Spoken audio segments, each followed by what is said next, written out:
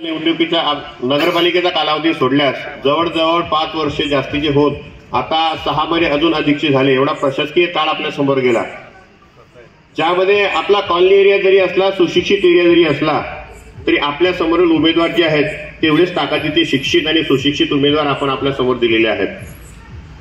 भारतीय जनता पार्टीचे पॅनल तयार करीत असताना बऱ्याच ठिकाणी काही वल्गना केली जातात, विशिष्ट समाजाला त्या ठिकाणी दिली जातात, अशी काही चर्चा होतात।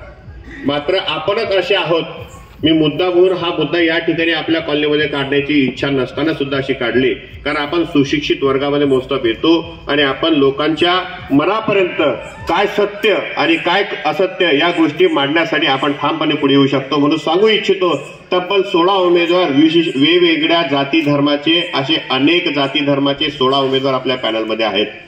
21 पैकी 16 उमेदवार, ज्यामध्ये अनेक 12 बलुतेदार असतील, कोडी असतील, धनगर असतील, वंजारी असतील, बुनकर असतील, मातंग असतील, वैदू असतील, अनेक मराठा असतील, वेगवेगळ्या जाती धर्माचे लोक या ठिकाणी पॅनलमध्ये दिले गेलेले आहेत। मात्र महत्वाचा अजेंडा जो आहे, उमेदवार एका बाजूला ठेवा, तुम्ही महत्वाचा अजेंडा तुम्ही पुढे गेल्यानंतर काय करणार आहात, विकासाचं व्हिजन तुमच्या समोर असलं तर तो उमेदवार तुमच्या समोर आल्यानंतर तुम्ही त्या ठिकाणी मतदान रूपी आशीर्वाद देण्याचं काम करतात आणि तसे उमेदवार तुमच्या समोर आहेत। शिक्षित उमेदवार आहे आणि शिक्षित उमेदवार असला की तुमच्या समोर व्हिजन, त्या माणसाच्या डोक्यामध्ये व्हिजन असतं, कारण ज्याचं डोकं जे असतं ते पुस्तकात शिरलेलं असतं आणि असं मस्त कोणाचं हस्तक होत नसतं। म्हणून ज्यांच्या डोक्यामध्ये पुस्तकं शिरलेली आहेत हे तुमच्यासाठी काम केल्याशिवाय राहणार नाही, एवढा ठाम शब्द मी त्यांच्या वतीने आपल्या समोर मांडतो। आपल्या कॉलनीमध्ये बऱ्याचशा अशा काही छोट्या मोठ्या समस्या असतील, ज्या काही काळामध्ये मागच्या काळामध्ये सुटलेल्या नसतील, त्या समस्या सोडवण्याचं काम नक्कीच आम्ही करू। ज्यामध्ये प्रामुख्याने आपल्या समोर आपल्या नगरला, मकरंद नगरला लागून असलेला जो रस्ता ज्यातून सुरुवात होते, त्या सुरुवातीच्या रस्त्यापासून तर थेट नवगाडे सरांच्या घरापर्यंत जो रस्ता आहे जो खराब झालेला आहे, तो मंजूर झालेला आहे, मंजूरही झालेला आहे होता, त्याची प्रशासकीय मान्यता पण होती आणि त्याचं उद्घाटन पण आपण ठेवलं होतं। मात्र साधारणतः 4 वाजेला त्याचं उद्घाटन ठेवण्याचं काम बबलू भाऊ या ठिकाणी आहे। बबलू भाऊंच्या पाठपुराव्यामधून, अतुल भाऊंच्या माध्यमातून, सन्माननीय नामदार संजीवभाऊ सावकारे यांच्या निधीमधून आपण तो रस्ता मंजूर केलेला आहे आणि त्या रस्त्याचं उद्घाटन होणार होतं, मात्र 2 वाजता आचारसंहिता लागली आणि त्याचं उद्घाटन थांबलं। आणि ते आपल्या समोर त्या रस्त्याचं काम पण झालेलं असतं। आपल्या मकरंद नगरमध्ये बहुतांशी तुमच्या समोर अनेक रस्त्यांची कामं झालेली आहेत। गोपाळ पाटील सर यांच्या घराकडचा जो रस्ता आहे, सरोदे सरांच्या घरापासूनचा रस्ता आपले अतुल भाऊ झांबरे आणि त्यांच्या पाठपुराव्याने सन्माननीय नामदार संजीवभाऊ सावकारे यांच्या निधीतून केला। आपल्या भागामध्ये या ठिकाणी गटारींची काही समस्या होती, समस्या सोडवण्याचा प्रयत्न केला। वेगवेगळ्या रस्ते आणि गटारी ज्या या प्रशासकीय काळामध्ये आपल्या नगरमध्ये झालेल्या असतील, कारण प्रशासक असताना निधी मिळतो का हे तुम्हालाही माहिती आहे, त्याच्यासाठी आमदार आणि खासदार यांची साथ असावी लागते। आणि आपल्या नगरमध्ये जे काही फ्युअर ब्लॉकची किंवा रस्त्यांची किंवा गटारींची कामं, आता तुम्ही ज्या लाईट खाली बसलेल्या आहेत त्या रक्षाताई खडसे यांच्या निधीवर मिळालेला हा हायमास लाईट आहे। म्हणजे आमदार आणि खासदारची साथ तुम्हाला असली तर कामं करणे हे सोपी असतात आणि सहजपणे आपण टाकलेला शब्द जो असतो तो खाली जात नाही। आणि म्हणून त्या अनुषंगाने मी आपल्या समोर माझं मत मागण्याचा आग्रह आणि तुमचा मतरूपी आशीर्वाद आम्हाला मिळावा या हेतूने बोलू इच्छितो।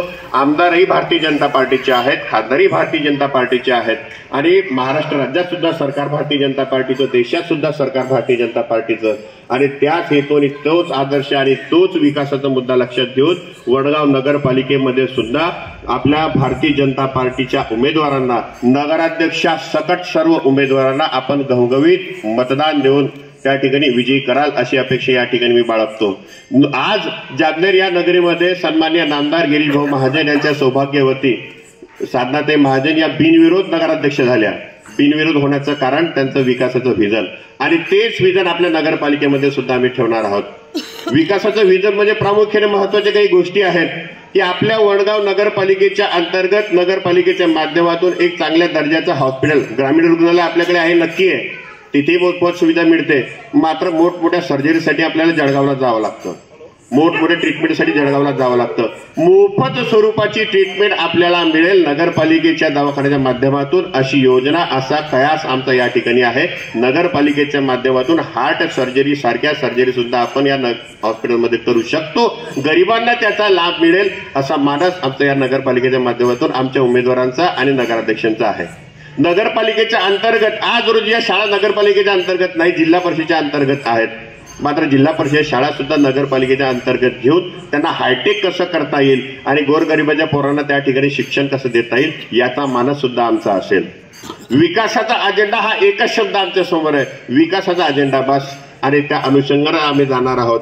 आणि म्हणून ज्या पद्धती तुम्हाला उदाहरण दिलं, गिरीशभाऊ महाजन यांच्या सौभाग्यवती जशा बिनविरोध नगराध्यक्ष झाल्या, पुढच्या 5 वर्षाच्या कालावधीत भारतीय जनता पार्टीचे सर्व नगरसेवक आणि नगराध्यक्ष त्याच अनुषंगाने, त्या जोशाने, त्याच विकासाने कामं करतील की तुमच्यासारखी मायबाप जनता सुद्धा म्हणेल भारतीय जनता पार्टीचाच नगराध्यक्ष आम्ही बिनविरोध देतो। आणि तो शब्द तुमच्या समोर आम्ही ठेवतो आणि तुम्ही तुमचा आशीर्वाद आम्हाला द्याल अशी अपेक्षा बाळगतो। आपल्या नगरमधून, आपल्या वार्डामधून प्रभाग क्रमांक 9 मधून 2 उमेदवार नगरसेवक पदासाठी आहेत आणि 1 नगराध्यक्ष पदासाठी, अशा 3 फुल्या आपल्याला द्यायची आहेत। तिघ फुल्या कबड्या चिन्हासमोरील बटन दाबून आपण द्याल अशी अपेक्षा बाळगतो आणि माझे 2 शब्द संपतो। धन्यवाद।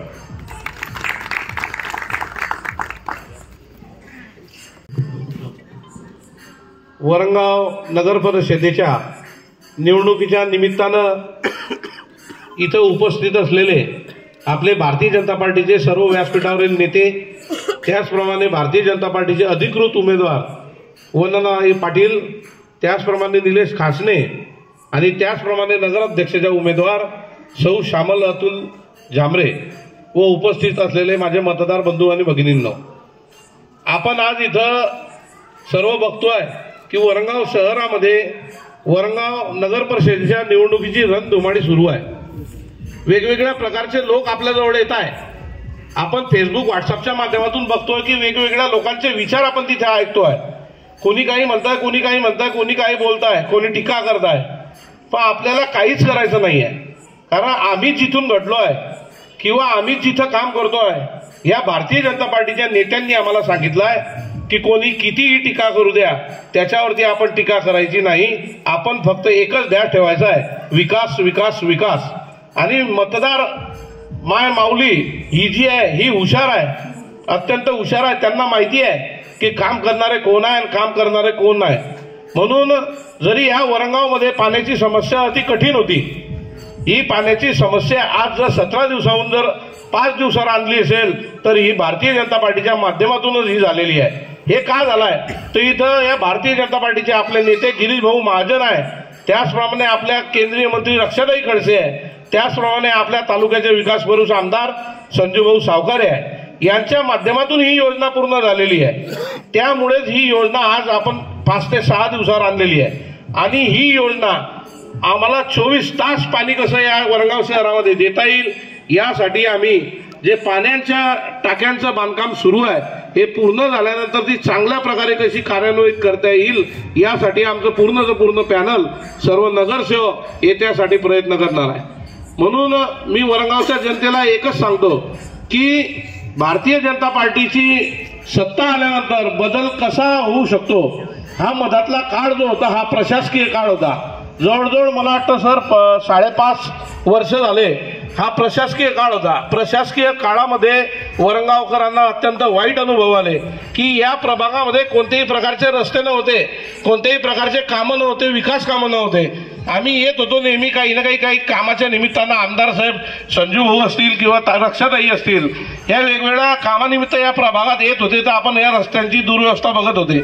ही दुरवस्था बघितल्यानंतर आपल्या तालुक्याचे लाडके आमदार संजूभाऊ सावकारे जे सुद्धा या मकरंद नगरमध्ये आजपर्यंत कामं झाले असतील, या प्रशासकीय काळामध्ये जे सुद्धा रस्ते, गटार, जे सुद्धा कामं झालेले आहेत ते संपूर्ण माननीय आमदार संजूभाऊ सावकारे यांच्या माध्यमातून झालेले आहे।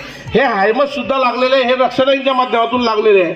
आणि यासाठी जर प्रयत्न करावा असेल तर अतुल झांबरे यांनी विशेषतः, त्याचप्रमाणे बबलू भाऊ माडी होते यांनी सुद्धा काही रस्ते सुचवले आहे, निलेश भाऊंनी सुचवले आहे। म्हणजे विकासाचं विजन यांच्यात होतं।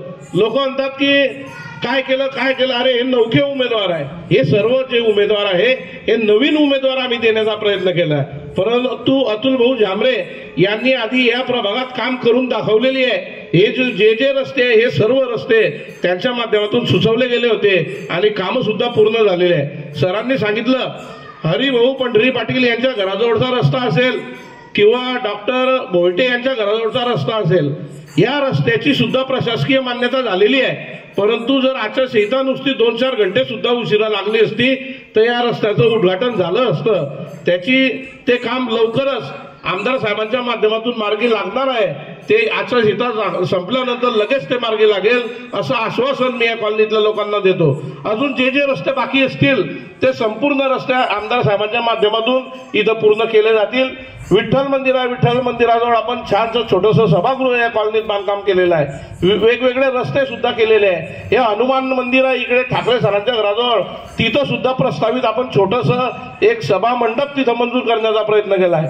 आणि इथं मला आज आठवतं, आज इथं आल्यानंतर की या वार्डाचं प्रतिनिधित्व आमचे सुधीर भाऊंची इथं खास आठवण येते की सुधीर भाऊ कोल्हे या वार्डाचं प्रतिनिधित्व करत होते.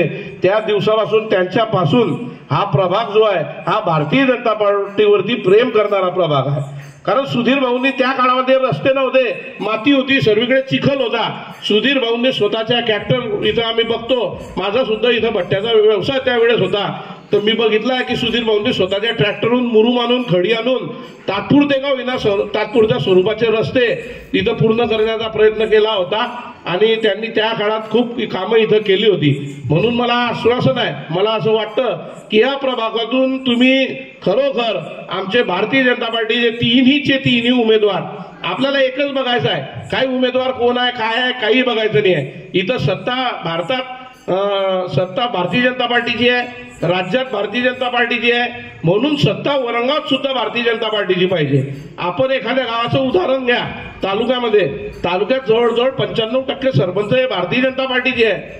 ग्रामीण भागात तुम्ही जा, ग्रामीण गावात काय विकास झाला आहे, तिथले आमदार साहेबांच्या माध्यमातून विविध प्रकारचे विकास कामे सुरू आहे. तुम्ही माझ्या गावात जर गेले तर एक छोटीशी बस स्टँडवर तुम्ही ग्रामपंचायतची इमारत पहा. कोणी म्हणणार नाही की ही ग्रामपंचायतची इमारत आहे, कोणी म्हणते की हा बंगला कोणाचा बांधतो आहे. एवढी छानशी ग्रामपंचायतीची इमारत या संजीव भाऊंच्या माध्यमातून बांधण्याचा आम्ही प्रयत्न केला आहे. जे उदाहरणार्थ एक तुम्हाला सांगतो की सत्ता नसली तर काय होतं. जर सत्तेच्या प्रवाहाच्या विरोधात जर आपण गेले तर उद्या करून इथले नगरसेवक असतील किंवा नगराध्यक्ष असतील हे कोणाजवळ जातील. खरा आमदार आमचे आहे, खासदार आमचे आहे, सत्ता आमची आहे. तर त्या माध्यमातून ह्या इथला विकास कामं जर आपल्याला पूर्ण करायची असेल तर भारतीय जनता पार्टीचे नगरसेवक आपले असले पाहिजे, भारतीय जनता पार्टीचा नगराध्यक्ष आपला असला पाहिजे. म्हणून मी सर्व मायबाप माऊली जनतेला विनंती करतो की तुम्ही या नवीन उमेदवारांना एकदा संधी द्या आणि ते काय काय कामं करतील ते तुम्ही, त्यांचं विजन आहे, विकास कामांचं विजन आहे. आजपर्यंत आपण सर्व बघितलं आहे, कोणी काय केलंय, कोणी कोणत्या पदावर होते, कोणत्या पदावर होते, काय काय चान्स मिळाले. परंतु तुम्ही एक वेळा संधी द्या, एक वेळा फक्त या नवीन श्यामलताईंना संधी द्या आणि मग तुम्ही बघा, त्यांनी याआधी सुद्धा डेअरीच्या माध्यमातून खूप महिलांसाठी कामं केलेली आहे आणि त्यांचा काम करण्याचा मानस आहे, त्यांच्यात तशी आवड आहे. तुम्ही फक्त त्यांना एक वेळ संधी द्या अशी मी विनंती करतो. आणि काहीच बघायचं नाही, जिथं कमळ दिसेल तिथं फक्त आपण मतदान करा. 3 फुलं कमळ मतदान, तुम्हाला 3 कमळ दिसतील, तिन्ही कमळ मारून तुम्ही भारतीय जनता पार्टीला विजयी करा, भरघोस मतांनी विजयी करा व आशीर्वाद द्या अशी विनंती करतो. धन्यवाद. जय हिंद, जय महाराष्ट्र, जय वरणगाव.